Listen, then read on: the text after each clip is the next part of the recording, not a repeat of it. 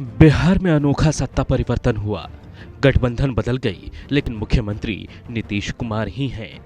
हाँ, कुछ बदला है तो वो है नीतीश कुमार के साथी। अब बीजेपी की जगह आरजेडी ने ले ली है। 7 पार्टियां एक साथ सरकार में शामिल हो गई हैं।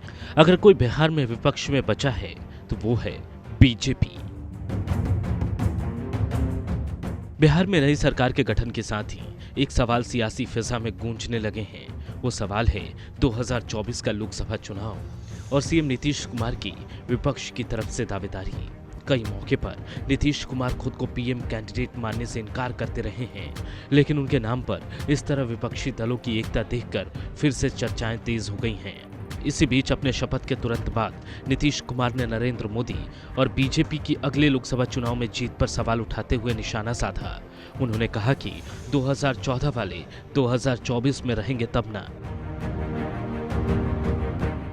उधर जेडीयू अध्यक्ष ललन सिंह ने पटना में मीडिया से कहा कि नीतीश कुमार में प्रधानमंत्री बनने की योग्यता है, लेकिन यह कहने का मतलब ये नहीं कि वो पीएम पद के दावेदार हैं या उम्मीदवार। एक प्रधानमंत्री में जिस तरह के गुण होने चाहिए वो सब नीतीश कुमार में हैं। इतना ही नहीं, ललन सिंह ने बीजेपी की हार का हिसाब किताब भी बता दिया। उन्होंने कहा कि बीजेपी ने लोकसभा में 303 सीटें जीती थी। बहुमत के लिए 272 सीट चाहिए, यानी बीजेपी के पास बहुमत से 30 सीटें अधिक हैं। अब देखिए, बंगाल में बीजेपी के 16 सांसद हैं, वहां से 1-2 भी जीत जाए तो बहुत है। बिहार में बीजेपी के 17 जीते हैं, लेकिन अब देखिए कितने जीतते हैं, तो 16 दुना हो गया 32। इतना सीट घट जाएगा तो बहुमत मिलेगा क्या?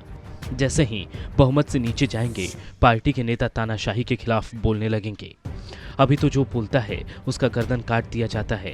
जो अटल जी या आडवाणी जी का नाम ले लेता है उसका गर्दन काट दिया जाता है।